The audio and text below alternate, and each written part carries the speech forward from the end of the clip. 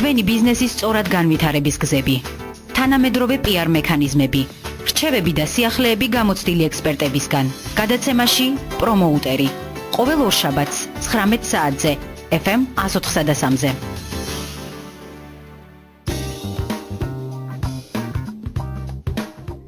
მოგესალმებით ძვირფასო მსმენელებო, რადიო პოზიტივის ეთერიდან მე მარიამ ჭყონია გახლავართ და თქვენ უსმენთ გადაცემა პრომოუტერს.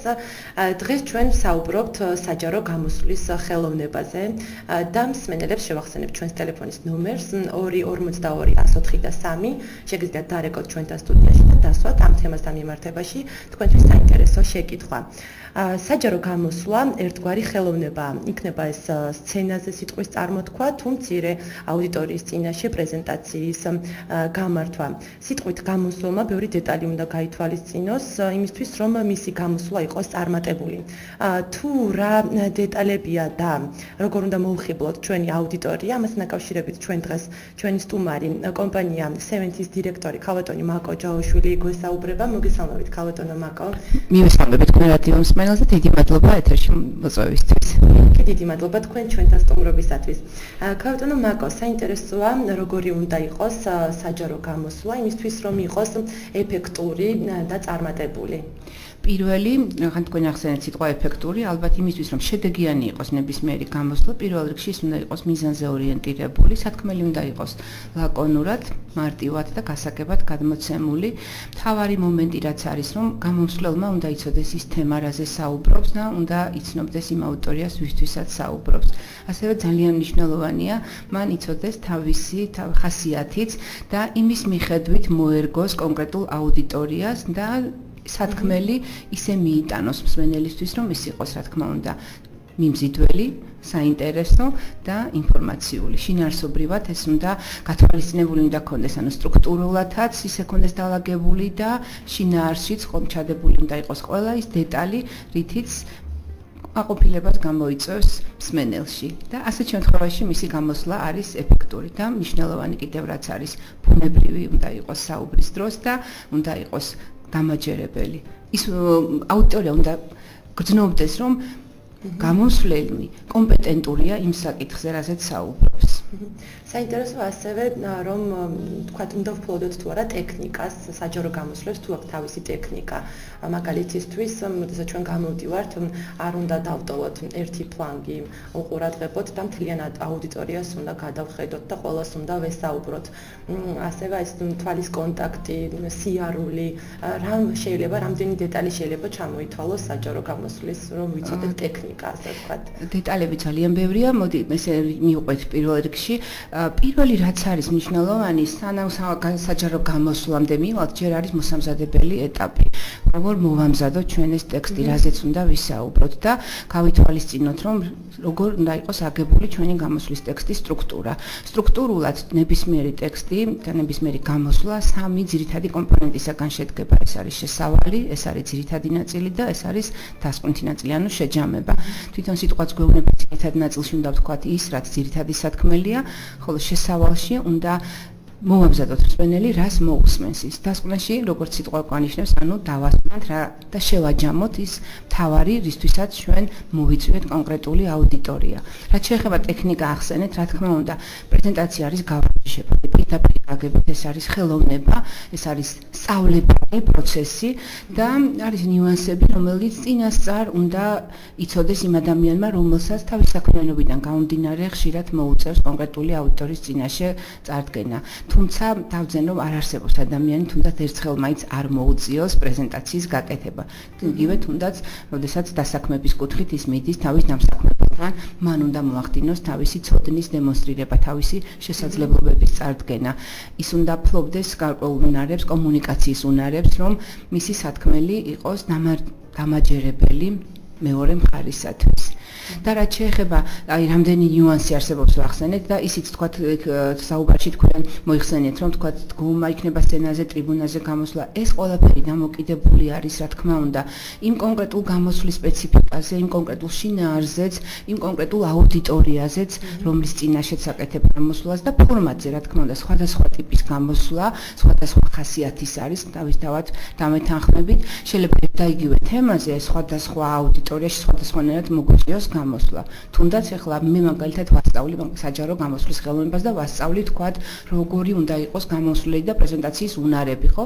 ახლა აუდიტორიის წინაშე, როდესაც მსმენელები არიან და მოსული სპეციალურად როგორი ისწავლონ, მათ წინაშე თქვათ სხვანაირ წარდგენას გავაკეთებ. ახლა ამ ფორმატში ჩვენ როდესაც რადიო მსმენელს ვესაუბრები, თქვათ, ჩემი საუბარის ფორმატი განსხვავებული არის და ანუ ამ შემთხვევაში მე უშუალო შეხება მათთან არ მაქვს, ანუ ვირტუალური ხილული კონტაქტი მხედველობითი არ მაქვს, თუმცა ამ შემთხვევაში მეც ვაკონტროლებ ჩემს სათქმელს, რომ რა უნდა იყოს მნიშვნელოვანი რადიო მსმენელისთვის, რომ მან გაიგოს, რას წარმოადგენს საჯარო გამოსვლა და რა შემთხვევაში იქნება ის წარმატებული. აუცილებელია თუ არის, რომ ჩვენს აუდიტორიას, როდესაც გამოვდივართ, უნდა ვიცნობდეთ და ვიცოდეთ ასევე ჩვენი მიზანი, ჩვენი საჯარო გამოსვლით, რისით გვაქვს სურს და გქონდეს მიზანი. მარი, დაგეთანხმები, რომ აუცილებელია პირველ რიგში შენ უნდა ვიცოდეთ მიზანი, ამ ნებისმიერ გამოსვლას აქვს თავისი შინაარსობრივი დატვირთვა, როგორც აღნიშნე, პირველ რიგში უნდა განსაზღვროთ რა მიზნით უნდა შევკრიბოთ ესა თუ ის აუდიტორია და რაზე უნდა ვესაუბროთ და მეორე თემა უკვე ვისთვისაც ვსაუბროთ, ანუ ეს ერთგვარი სამკუთხედი იკვრება. გამოსვლელი, თემა და აუდიტორია და ეს სამთა კავშირი ერთმანეთთან სულ მუდმივ ურთიერთქმედებაში არის. ოღონდ გამოსვლის დროს ძალიან მნიშვნელოვანია, რომ გამოსვლელმა კონცენტრირება გააკეთოს აუდიტორიაზე და ყურადღება მიაქციოს თემას, რაზეც საუბრობს და ნაკლებად თავის თავზე. ანუ შიშს იცით რა იწვევს ხოლმე, როდესაც გამოსვლელი ფიქრობს, რომ აი მე ხარ როგორ გამოვიყურები ნეტავ, აი მე და ბურიაქი ეწყება ასეთ შემთხვევაში უფრო მეტად. თუ ის მთლიანად ორიენტირებული აუდიტორიაზე, მთელი მისი ყურადღება გადატანილი არის მსმენელზე, ეს შიში ავტომატურად თავისით იგნორირდება და აბსოლუტურად პათილდება. მნიშვნელოვანი რაც არის ახსენეთ, რომ უნდა იცნობდეს თუ არა, უნდა იცნობდეს, რა თქმა უნდა, აქ არის გულისხმება, რომ პირდაპირ უშუალო კავშირი გქონდეს ან პირადად იცნობდეთ თვითონ მსმენელს, თუმცა უნდა იცოდე რა ტიპის აუდიტორია არის. თვისობრივი შემადგენლობაც უნდა იცოდეს, ვინ არის შენი სამიზნე აუდიტორია, ვისთვის აკეთებ ამ გამოსვლას. ასაკობრივ ჭრილშიც უნდა იცოდე, დემოგრაფიულ ჭრილშიც უნდა იცოდე, მათი მისწრაფებები უნდა იცოდე, თქვათ. მე მქონდა ესე რამდენიმე შემთხვევა, ხა როდესაც ვასწავლი სხვა თემა არის, მაგრამ როდესაც საჯარო გამოსვლა მიხდება სხვადასხვა აუდიტორიის წინაშე, წინასწარ მაინც ვკითხულობ ხოლმე, რომ ვინ იქნება კონკრეტული ჩემი მსმენელი. ხალატონები იქნებიან უფრო მეტი თუ მამაკაცები, თქვათ, ასაკობრივად, სოციალური სტატუსითაც, თქვათ, განათლების დონითაც, რომ სათქმელი ზუსტად ისე მოარგო. დასაწყისში აღნიშნე და კიდევ ერთხელ გავიმეორებ. ანუ ერთ და იგივე თემაზე სხვადასხვა ტიპის აუდიტორიის წინაშე სხვადასხვაგვარი გამოსვლა შეიძლება მომამზადო, რომ ის იყოს საინტერესო. ხო თუ მაგალითად მასწავლებლების წინაშე უნდა წარდგე და რაღაც გარკვეულ თემაზე ისაუბრო, იქ შეიძლება სხვა ტერმინოლოგია მოიშველიო, თუ ისეთი საზოგადოების წინაშე გიწევს გამოსვლა, რომელიც ამ კონკრეტულ საკითხთან დაკავშირებით არ არის ჩახედული კომპეტენტური, მისთვის რა თქმა უნდა უფრო პოპულარულ ენაზე უნდა ისაუბრო.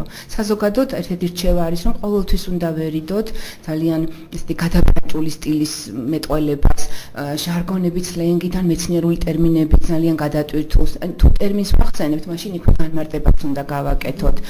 ზოგადად ეხლა მით უმეტეს უფრო ესეთი ტენდენციაც წავიდა და ზოგადი რჩევაც არის, რომ გამოსვლა უნდა იყოს ერთგვარი დიალოგი. დიალოგი ცოტა ესეთი ბჭყალებში ნათქვამია, ანუ ეს უნდა იყოს საუბარი მსმენელსა და წარმოდგენს შორის. თუმცა ფორმატიდან გამომდინარე კიდევ ერთხელ ვიმეორებ, გამოსვლა შეიძლება იყოს ინტერაქტიული და შეიძლება იყოს პროაქტიული. პროაქტიული გულისხმობს, როდესაც გამოსვლელი მხოლოდ ამბობს თავის სათქმას და მსმენელი არის პირდაპირ გაგებით მსმენელი და არ ერთვება საუბარში. ინტერაქტიული ნიშნავს, რომ ისინი საუბრის განმავლობაში, ანუ უფრო მეტად დიალოგის ფორმატში მიდის და ასეთ შემთხვევაში გამოსვლელი გაწილებით მეტად უნდა იყოს მომზადებული, იმიტომ რომ რა კითხვა წამოვა, როგორ იქნება ჩართულობა მსმენელების მხრიდან, შეიძლება მე ამან თემიდან გადახვევაც კი განაპირობოს და ის როგორც ცხენს, ან როგორც მანქანას როცა მიყვავს და ვფლობთ ჩვენ მანქანას და ვმართავთ, ასე უნდა ფლობდეს სიტუაციას, რომ არ მოხდეს ძირითადი სათქმელიდან გადახვევა, არ მოხდეს რაღაცა ყურადღების მიღმა რომელიმე კონკრეტული საკითხის დატოვება. ამიტომ არის ძალიან მნიშვნელოვანი მომზადების პროცესი. ირინა ხაკამადას აქვს ასეთი ნათქვამი, რომ გამოსვლამდე ჩვენ მუშაობთ, ვემზადებით და გამოსვლის დროს ვისვენებთ. ვისვენებთ, რა თქმა უნდა, არ გული ხმება რელაქსი, მაგრამ ვისვენებთ იმ გაგებით, რომ უკვე ვიცით, რაც უნდა ვისაუბროთ და როგორც აი მდინარემ რომ მორაკრაკებს, ასე საუბარიც ასე მდინარის რაკრაკს უნდა გავდეს. ოღონდ რა თქმა უნდა, არსებით საკითხზე კონცენტრირებით და კონკრეტული სათქმელი უნდა იყოს და კიდევ ერთი მნიშვნელოვანი დეტალი, რაც არის გასათვალისწინებელი, ძირითადი თემიდან გამომდინარე 2-3 საკვანძო საკითხზე უნდა მოხდეს თემის გაშლა. ტვინი იმახსოვრებს ესეთ სამთაწესი აქაც მუშაობს და 3-ზე მეტი საკითხის განხილვა ერთ კონკრეტულ გამოსვლაში რეკომენდებული არ არის. და ეს საკითხებიც ერთმანეთთან ლოგიკურად უნდა იყოს გადამული.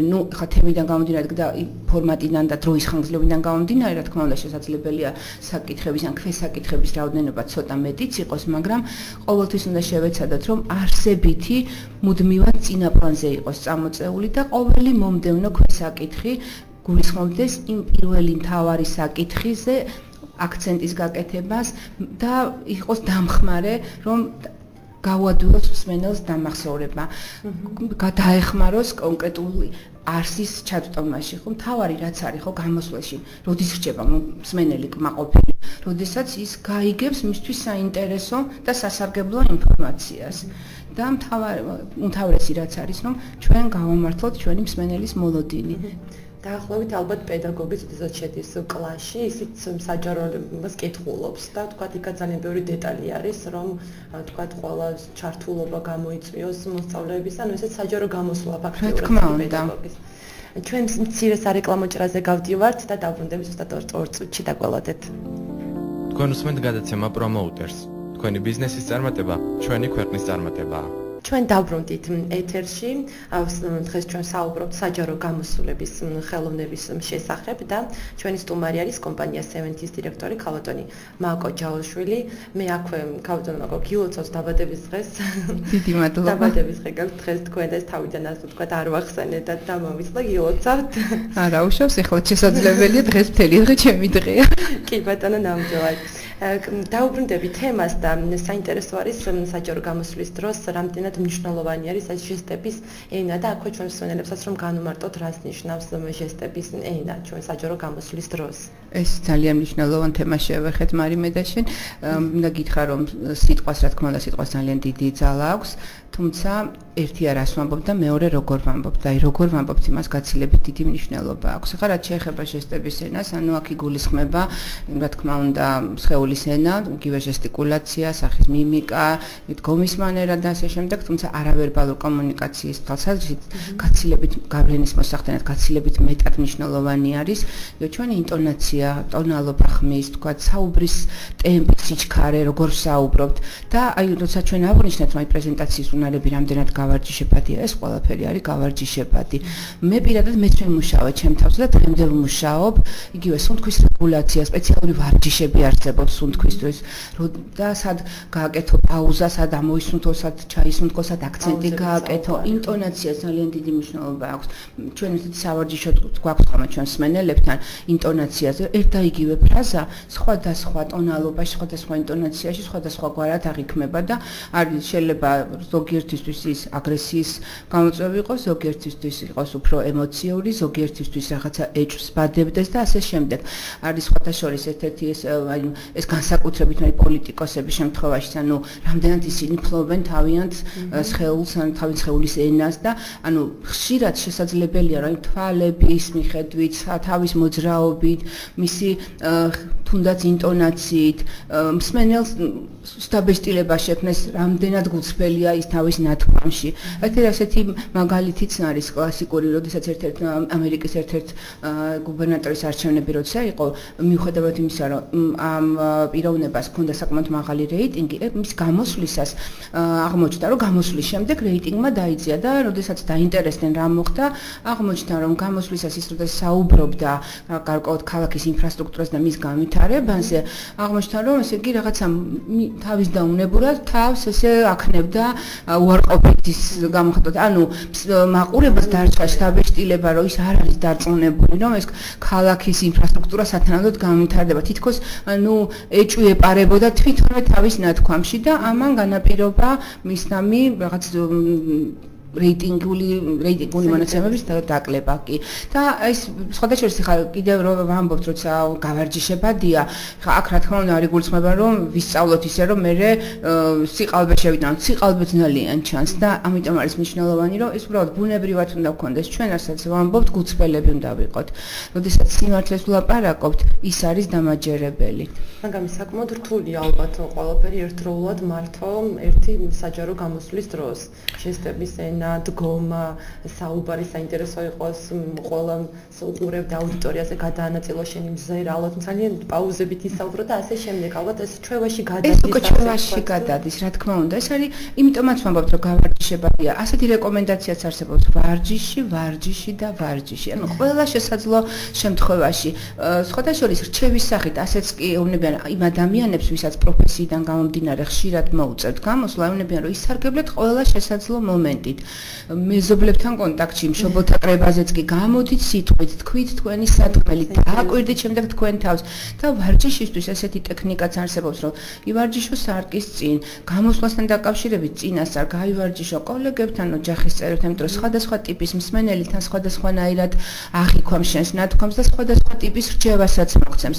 სარკეში შენ თვითონაც უყურებ ხო შენ თავს და აკვირდები და ტექსტიც რა თქმა უნდა იმდენჯერ უნდა გაიმეორო, კონდეს არა გაზეპირებული, არამედ გათავისებული. და მე უკვე როგორც წეგან ვახსენე, წყალივით მოდის ის სათქმელი მართლაც თითქოს ბუნებრივად, თითქოს კი არა და ბუნებრივად მოდის, იმიტომ რომ უკვე იცი რაცაც უნდა ილაპარაკო, თან მომზადებული გაქვს ეს სათქმელი ორი ვარიანტის სახით არის, უფრო გავრცობილი, იმ შემთხვევაში თუ ცოტა მეტი დაგჭირდება სასაუბროდ და შემოკლებული ვარიანტიც რომ გადაერთო ეს როგორც თქვათ, ანუ ნებისმიერ საქმიან ურთიერთობებშიც და იგივე თქვათ ღონისძიების მენეჯმენტში ჩვენ გვაქვს ესეთი სათადარიგო გეგმა B. აი გამოსვლის დროსაც ესე არის რომ გქონდეს ტექსტის ორი ვარიანტი და მსმენელზე ხო, აი ასე ფლოპ სიტუაციას და იგივე, აი თქვათ გავრცობილ ვარიანტს თან შენთვის ინახავ შეკითხვების შემთხვევაში, თქვათ უკვე იქიდან იშველიებ შენს ცოდნას და რაც შეეხება ხარ როდესაც აი ხო, რა თქმა უნდა წინასწარ შეიძლება ამან შეგაშფოთოს, რომ ხა სად ვიფიქრო, ხა მე ამოვისუნთქო, ჩავისუნთქო, აუდიტორიას უყურო, სათქმელზე ვიფიქრო. როდესაც აუდიტორიაზე აკეთებ კონცენტრირებას, თვითონ აუდიტორია კარნახობს, რა დროს შეაჩერო ცოტა სათქმელი, რა დროს შეაჩერო მათზე ყურადღება, რა დროს ცოტა ოდნავ ააჩქარო ტემპი. როგორც მუსიკალურ ნაწარმოებშია ხოლმე ხო დაკვირვები ხართ, ხო? აი ეს რაღაც პასაჟები ზოგან შემოდის ცოტა მაჟორული პასაჟი, ზოგან ცოტა ისეთი ოდნავ ლირიული გადახვევები, თავის მელანქოლიური რაღაცა ნოტები, თქვათ ზოგჯერ არის ხოლმე ცოტა უფრო ისეთი კრეშენდო რაღაცა ისეთი უფრო თუ საჭიროება მოითხოვს ისევე გამოსვლის დროსაც, ხო? ზუსტად ესე ზოგჯერ შეიძლება ცოტა პათეტიკური იყოს, სხვა შემთხვევაში უფრო შვიდი და დიალოგის ფორმატში. ალბათ შემსმენელსაც აინტერესებს, ბევრს კომპლექსიც აქვს, რომ თუნდაც შეკითხვა დასვას, არა თუ საჯარო გამოსვლა აწარმოოს, ასე ვთქვათ. ეს კომპლექსების მოხსნაც შესაძლებელი არის ამდენი ვარჯიშით, თქვენ ალბათ ამასაც გულისხმობთ, ხომ? იგივე ვთქვათ, ტრენინგებით შესაძლებელია, რომ ადამიანმა კომპლექსი მოიხსნას. კი, რა თქმა უნდა, ეს ადამიანები თვითონ იქნიან გარკვეულ რაღაც სტერეოტიპებს, ანუ რაღაც ბაზირებს თვითონ ქმნიან, ხო, რატო ხო, რაღაც რისი გეშინია. რაც გაინტერესებს, ის უნდა იკითხო, თუ გაინტერესებს, რომ მიიღო კონკრეტული პასუხი.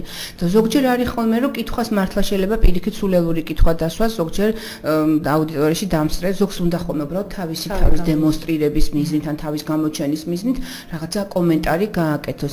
ამიტომ რჩევა აქაც არის ხოლმე, რომ დააკვირდით რა ტიპის შეკითხვას სვამს, დააკვირდით როგორ გეკითხებათ და იმის მიხედვით უპასუხოთ. ზოგჯერ უბრალოდ უნდა დაეთანხმოთ კომენტარზე, ზოგჯერ მცირედი განმარტება გააკეთოთ, მაგრამ არავითარ შემთხვევაში არ გამოხატოთ აგრესია ან არ აგრძნობინოთ, რომ ეს რასულელური შეკითხვა არის. მადლობა გადაუხადეთ, რომ დაგისვათ შეკითხვა და თქვენი კომპეტენციის ფარგლებში ისევე მარტივად და ლაკონურად უპასუხეთ.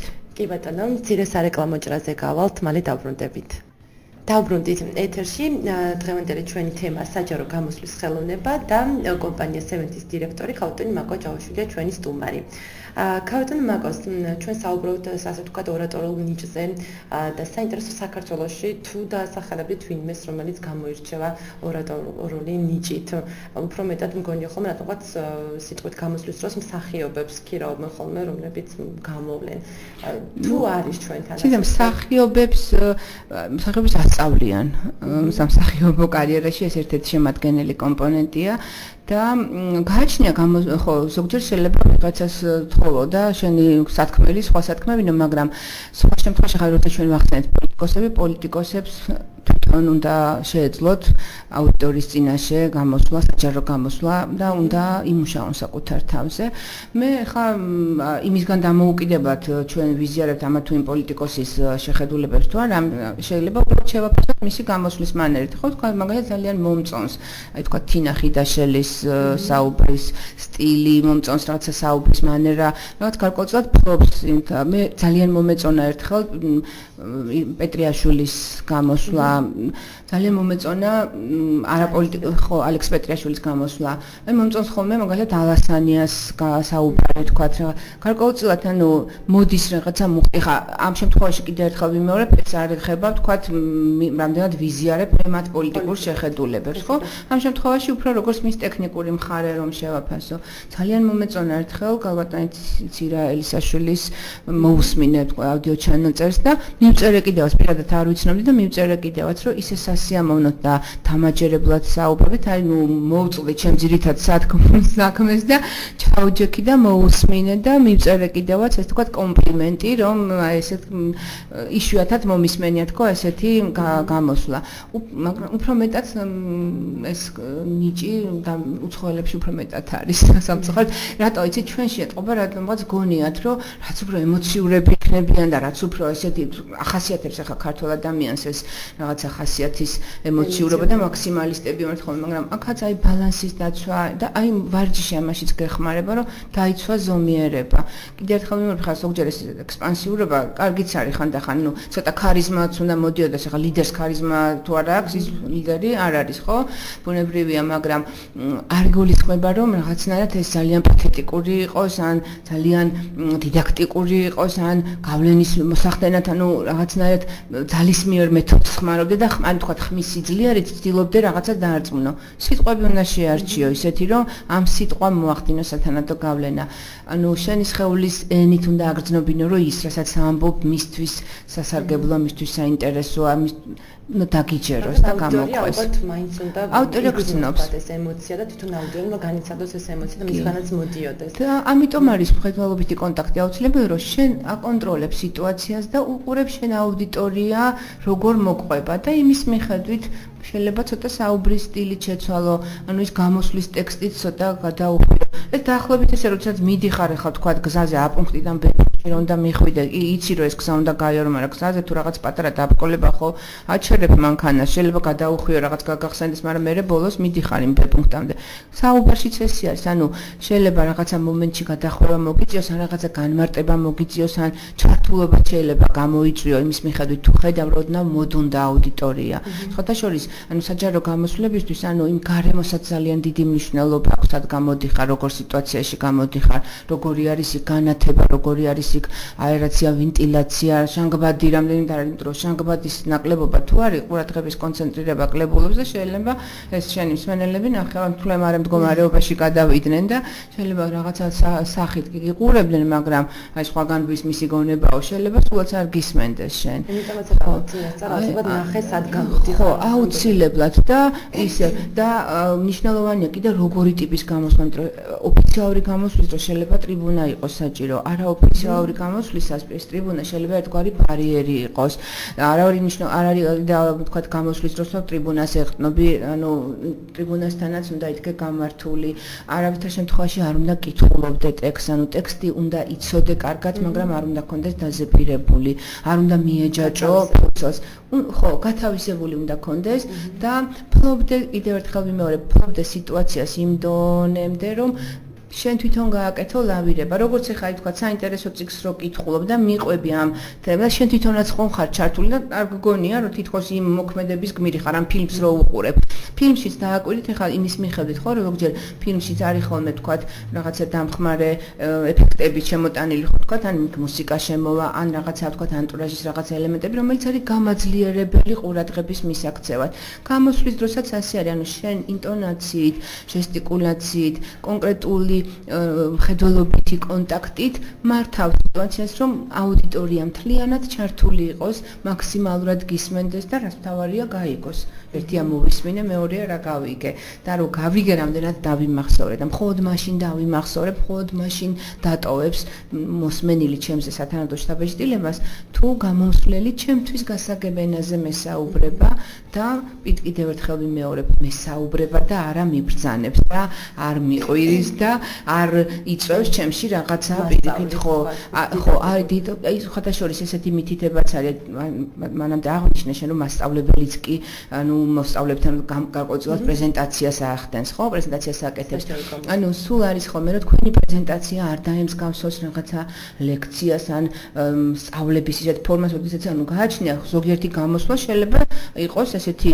შინაარსობეთ ანუ სწავლებადი უნარების გამომუშავებას გულისხმობს და ასეთ შემთხვევაში უნდა სხვანაირად დაუხსნა სხვა შემთხვევაში ყოველთვის უნდა ეცადო რომ იყოს ისევ და ისევ დიალოგის ფორმატში ისევ და ისევ კეთილგანწყობილი მეგობრული ტონალობით ანუ აზრთა გაცვლა გამოცვლა და მსმენელის ინტერესებზე მორგებული იყოს მთლიანი სათქმელი პოლიტიკოსებს ვახსენებდით და მე რამდენად ზურაბ შვანია იყო ორატორი, არ ვიცი რამდენად კომპეტენტური არ ვარ, მაგრამ მისი ფრაზა ალბათ ყველას ახსოვს, რომ მე ვარ ქართველი, მაშინ ვარ ევროპელი და ძალიან დიდი გამოიწვია. კი, არაჩვეულებრივი, კი, როგორც გამომსვლელიც არაჩვეულებრივი იყო და მისი ეს ფრაზაც იყო ძალიან აქტუალური და კი, ის მნიშვნელოვანი შეტყობინება იყო, რამაც გავლენა მოახდინა, არა მარტო მაშინ, არამედ დღემდე მას აქვს ესეთი დიდი ძალა ამ სიტყვებს. კი ბატონო, ჩვენ მცირე სარეკლამო ჭრაზე გავალთ და დავბრუნდებით. თქვენ უსმენთ გადაცემა პრომოუტერს. თქვენი ბიზნესის წარმატება ჩვენი ქვეყნის წარმატებაა. დავბრუნდით. ეთერში დღევანდელი ჩვენი თემა არის საჯარო გამოსვლის ხელოვნება და მსმენელებს შევახსენებ ჩვენს ტელეფონის ნომერს 242 104 შეგიძლიათ დარეკოთ ჩვენთან ეთერში. ქალბატონ მაკო, ჩვენ საუბრობთ ზუსტად მესიჯზე. რამდენად აუცილებელი არის, როდესაც თქვათ გვიწევს ჩვენ საჯარო გამოსვლა, კონდეს მესიჯი, რაზე უნდა გავამახვილოთ ყურადღება. აუცილებელი შემადგენელი კომპონენტი არის თუ არა? აუცილებელი შემადგენელი კომპონენტია, პირდაპირ დასკვნას შეგვიძლია გამოვიტანოთ. ის კი არა მზადების პროცესში, როდესაც ტექსტს ვადგენთ, ჩვენ ერთ-ერთი ასევე რეკომენდაციაა, რომ 30 წამიანი ძირითადი სათქმელი ჩამოაყალიბოთ, იმისგან დამოუკიდებლად 2 წუთიანი გამოსვლა გაქვთ, 30 წუთიანი თუ 1 საათიანი გამოსვლა, მთლიანი სათქმელიდან თქვენ უნდა გქონდეთ ერთი კონკრეტული მთავარი შეტყობინება, რაზეც არის აგებული მთელი თქვენი თემა, ანუ მიზანთან მიმართებაში უნდა იყოს და აუდიტორიასთან დამოკიდებულებაში, რაზე გაამახვილა მან ყურადღება. აი ხა მე ამასთან მქონდა შავი ზღვის საერთაშორისო უნივერსიტეტში იყო ტურიზმის თემასთან დაკავშირებით, გარკვეული მოხსენებები მქონდა სხვადასხვა მომხსენებლები იყვნენ. მე მაგალითად ავიღე რეკრეაციული ტურიზმი და იქ პირდაპირ მე თვითონაც ანუ კონკრეტული ჩემი მოხსენებისთვის თავარ სათქმელად ავარჩიე, რომ ჩემი კომპანიის მხრიდან მე დაინტერესებული ვარ, რომ გარკვეულწილად ჩავერთო, რა თქმა უნდა, რეკრეაციული ტურიზმი შეიძლება ჩემი პირდაპირი საქმიანობის შემადგენელი კომპონენტი არ არის, მაგრამ თქვათ იგივე საკომუნიკაციო სტრატეგიების დაგეგმა ორგანიზება რამდენადაც ჩემი ბიზნესის მთავარი მიმართულებაა, აი ეს შეტყობინება ჩავდები გამოსვლის მთავარ პუნქტად, რომ მე მზად ვარ, თქვათ, ვიმუშაო ამ სფეროთ დაინტერესებულ ადამიანებთან ერთად, რომ შევადგინო სწორი საკომუნიკაციო სტრატეგია და სწორი ის სათქმელი მივიტანო კონკრეტულ მსმენელამდე, რაც იქნება მათთვის მნიშვნელოვანი. ამიტომ ეს დეტალი არის აუცილებელი გასათვალისწინებელი ნებისმიერ გამოსვლას და მთავარი კი. იმიტომ ეს ამახსოვრდება მსმენელს გამოსვლის სიტყვიდან და ამიტომაც არის ხოლმე რომ შესავალში, რაზეც აი ესეთი ფრაზაც არსებობს რჩევის სახით ვიტყვი კიდევაც, ანუ უთხარით რაზეც ისაუბრებთ, უთხარით და შემდეგ უთხარით რაც უკვე უთხარით. ანუ აქ მთავარი მომენტი ზუსტად რა არის, რომ აი ძირითადი შეტყობინება, რაც გინდათ რომ დაამახსოვრდეს მენელს, რამაც მასზე გარკვეული დაბეჭდილება უნდა მოახდინოს, რამაც სტიმულირება უნდა მიცეს მის ქმედებას, ხო? რაღაცა ეს შეიძლება იყოს ინფორმაციული ხასიათის გამოსვლა, ეს შეიძლება იყოს პოლიტიკოსის გამოსვლა, რომ არჩევნებში ხმები დააგროვოს, ეს შეიძლება იყოს კარიერული წინსვლისთვის, თქვათ, კონკრეტული ბიზნესმენის თუ სხვა თუნდაც საჯარო მოხელის გამოსვლა რაღაც გარკვეულ უწყების წინაშე არ აქვს მნიშვნელობა. ყველა შემთხვევაში, ანუ შესავალ ნაწილში ეუბნებით რაზეც ისაუბრებს, ძირითად ნაწილში სვლით ამ თემას, რაც არის სათქმელი და აი იქ უნდა ჩანდეს ის ძირითადი შეტყობინება და ბოლოშიც შეჯამების სახით ისევ და ისევ ამბობთ, რომ მთლიანად ჩვენი გამოსვლა ემსახურება ამას. ესეთი მაგალითის სახით შემიძლია მოგიყვანოთ, აი როდესაც ვასწავლი ხოლმე, თქვათ, PR აკადემიაში ჩვენ გვაქვს ცალკე სპეციალური კურსიც საჯარო გამოსვლის ხელოვნებაზე და ასევე ინტეგრირებულად, თქვათ, მართვის ფსიქოლოგიაში, ანუ ის ადამიანები, რომლებიც ლიდერობის უნარებს ეუფლებიან, მათთვისაც ძალიან მნიშვნელოვანია, რომ ისინი ფლობდნენ პირველ რიგში საკუთარ თავს და მათ შეეძლოთ კონკრეტული აუდიტორიის წინაშე სათანადო გამოსვლა.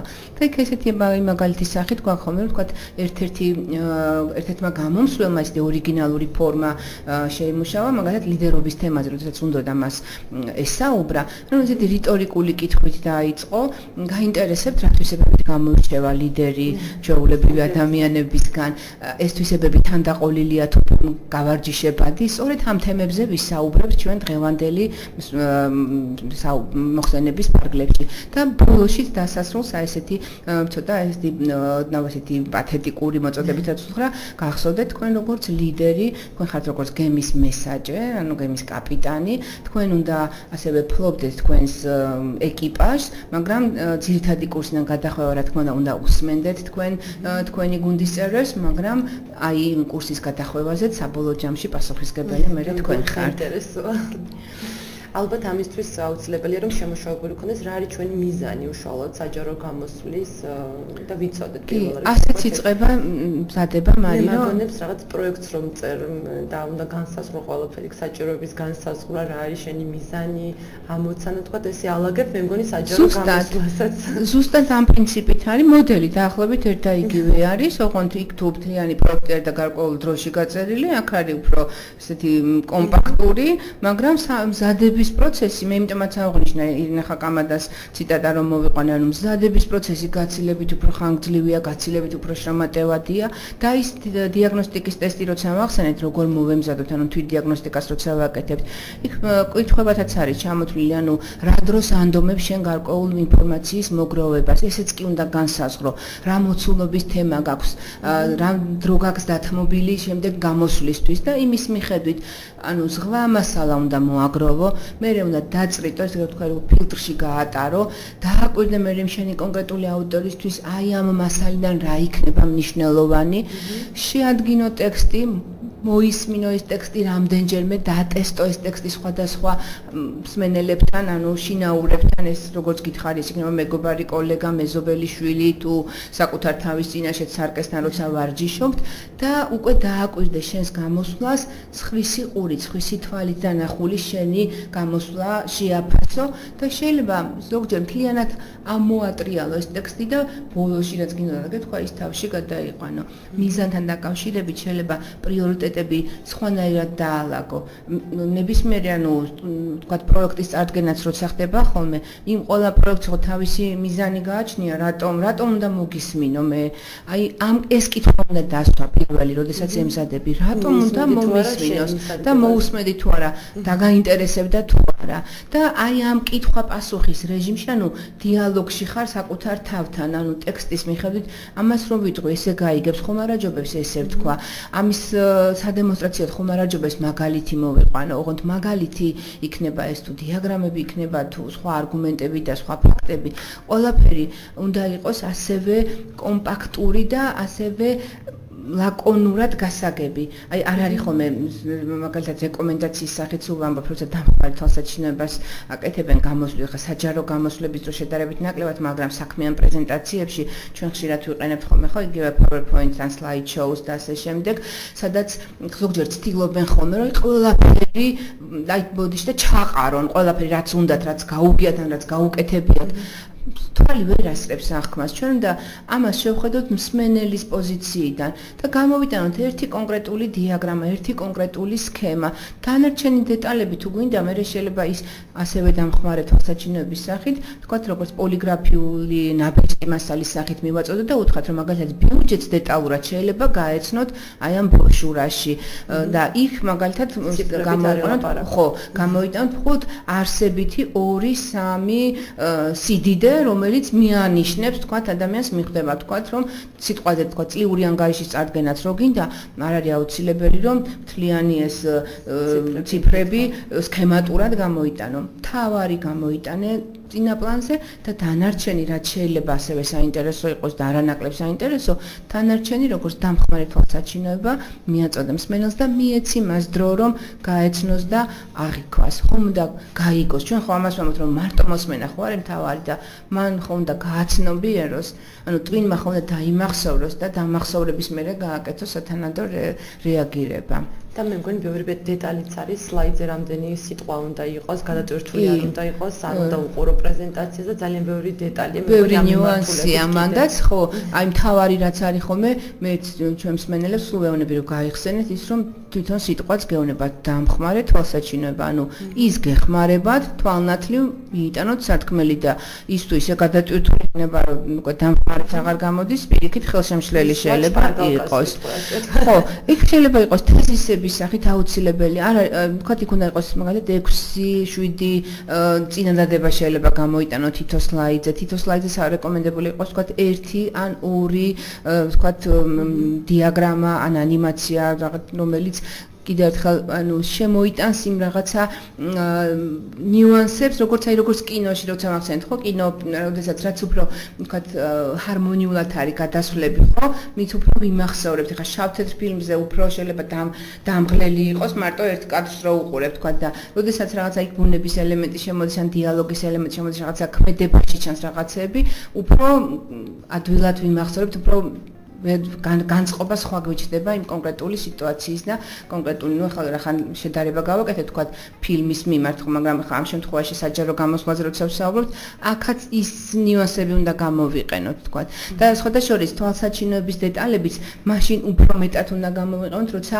ხანგრძლივია ჩვენი პრეზენტაცია როცა რაც უფრო დრამატული და რაც უფრო შეიძლება ძნელი მოსასმენი იყოს მით უფრო უნდა შევეცადოთ რომ შევამსუბუქოთ აი ესეთი ელემენტებით და იქ უფრო შეიძლება ჩავთოთ ან ციტატა, ან მხატვრული გადახვევა, ან ლირიკულად გამოვიყენოთ შეიძლება პირადი მაგალითი, ან რაღაც ცოტა სხვა ადამიანის გამოცდილებიდან რაღაცა მოუყვეთ, რომ მივცეთ იმ საშუალება, რომ რაღაც ცოტა დაისვენოს მსმენელმა და ისევ მერე აყვეს ჩვენს რიტმს და იმ საინტერესო თემას. იზრუნო რომ შენი მსმენელი შეინარჩუნო და გისმინოს ბოლომდე. ბოლომდე გისმინოს და აი გამოსვლის ბოლო წუთშიც კი ესეთი რეკომენდაცია, რომ აი მაშინ ზოგმა იცის ხოლმე, რომ დაამთავრებს სიტყვას და უცბად შეეცდება, რომ აკრიფოს თავისი გაყალდები და უნდა მადლობა გადაუხადო ბოლო წუთამდე, ანუ როგორც შესული მომენტიდან დაიწყე, რომ დაამყარო კეთილგანწყობილი დამოკიდებულება ბოლო წუთამდე მადლობა გადაუხადა მოსმენისთვის, ყურადღებისთვის, დაემშვიდობა და დინჯად ჩამოხვიდე. ანუ გამოსვლაც ასეთივე ესთეტურად დახვეწილი და უნდა იგრძნობოდეს, რომ ანუ მთლიანად შენ იყავი ორიენტირებული შენ მსმენელზე. კი ბატონო, ჩვენ სარეკლამო ჭრაზე გავალთ და დავბრუნდებით. დავბრუნდით ეთერში და ჩვენ ვსაუბრობთ საჯარო გამოსვლის ხელოვნებაზე. ქალბატონი მაკო, ასე თქვა საჯარო გამოსვლისას მე ქალბატონი მაკა იოსელიანი მასწავლით და ხშირად ამბობდა ხოლმე რომ აუცილებელია ჩვენი საჯარო გამოსვლის დროს მოვიხმარიოთ სხვადასხვა სიტყვები. დამეთანხმებით რომ იმისთვის რომ თქვა აუდიტორია დავითანხმოთ და ძალიან ბევრი გამონათქვამიც არის რომ აუცილებელია მსმენელს ესაუბრო და ათქმევინო დიახ ასე ვთქვათ. რა ასე მახსენდება სტივ ჯობსი, რომელიც დღეს აღიარებულია როგორც ორატორი და ძალიან საუკეთესო გამომსვლელი. გამომსვლელი, რომელიც ხშირად ხმარობს სიტყვას ვაუ, ასე ხედავით გამოსვლის დროს. აი რა ფრაზები არის, რაც შეიძლება ჩვენ საჯარო გამოსვლის დროს მოვიხმარიოთ ხოლმე. იცი როგორ არის? აქ კიდევ ისევ და ისევ დაუბრუნდები, რომ რამდენადაც ეს შენ ხასიათში თუ ზის, ახლა თქვა სტივ ჯობსის ეს მისი ხასიათის ერთ-ერთი შტრიხი იყო, თქვა, ეხლა თუ ეს არ არის ჩვენი ხასიათის ნიშანი, ხო, ეხლა იქნება ხელოვნური და შეკოწიწებული და პირიქით უფრო გააღიზიანებს მსმენელს. საერთოდ რეკომენდაციაც ესეთია, რომ ანუ ყოველთვის უნდა შეეცადოთ, რომ სიტყვა იყოს მართლაც ლაკონური და აი რაღაცნაირად ესეთი მარკ ტვენს აქვს ცნობილი ნათქვამი, რომ ანუ თითქოს აი როგორც მიზანში რომ და 10-იანში დაუმისნეთ და ანუ როგორც ელექტრული მოტივით უნდა მოდიოდეს და მეორე კიდევ ესე ტომას ჯეფერსონის ცნობილი ციტატა რომ ანუ პროფესიონალი გამოსვლილი არასოდეს იტყვის ორ სიტყვას იქ სადაც ერთიც საკმარისია. ზოგადად უნდა შევეცადოთ ზედმეტი სიტყვებისგან გავფილტროთ, მაგრამ ის რაც აღნიშნე რომ არის სპეციალური სიტყვები, რომელიც ანუ პოზიტივს იწვევს, რომელიც ანუ დამეთანხმებით რომ ნიშნავს რომ ანუ დიალოგში შედიხარ, ანუ როგორც იცით, ანუ აგრძნობინებ რომ თქვენც იცით და მეც ვიცი, რამდენადაც თქვენთვის ცნობილი, ანუ მინიშნებას ან შეგახსენებთ რომ ანუ არის ესეთი სიტყვები, რომელთაც რა თქმა უნდა ამ ურთიერთდამოკიდებულებას ამყარებ. თუმცა კიდევ ერთხელ ვიმეორებ, ანუ ყოველთვის უნდა ეცადოთ რომ მაქსიმალურად აი ტექსტი კიდევ გადაიკითხოთ, იმიტომ რომ შეიძლება რაღაცა ფრაზები საერთოდაც ამოყაროთ და სულაც არ არის საჭირო რომ ითქვას და თუ კი იმ სათქმელს მარტივად მინდათ, რაც უფრო მარტივი იქნება თქვენი სასაუბრო ენა, მით უფრო მეტ პოზიტივს დაიმკვიდრებთ, ასე ვთქვათ, მსმენელში. ხშირად იცით როგორ არის ხოლმე, აი მსმენელი უნდა განაწყოთ რა დროის განმავლობაში უნდა გისმინოთ. ზოგჯერ შინაგანაც ესიც რიგდება ხოლმე, ხო, მაგალითად საქმე პრეზენტაციების ან კონფერენციებზე, რომ თითოეულ გამოსვლელს რამდენი წუთი ეთმობა. და იქ ზოგჯერ მინიშნებებიც არის ხოლმე გაკეთებული, რომ რაზე გააკეთებს აქცენტს, ვთქვათ, იმიტომ რომ ამითი ეხმარები შენ მსმენელს, რომ მიახვედრო ის რამდენი წუთი გისმინოს, ანუ ტვინს ის აძლევს გარკვეულ ბრძანებას, რომ აი ვთქვათ 10 წუთი ის უნდა იყოს ესეთ აქტიურ ფაზაში, რომ მოусმინოს გამომსვლელს.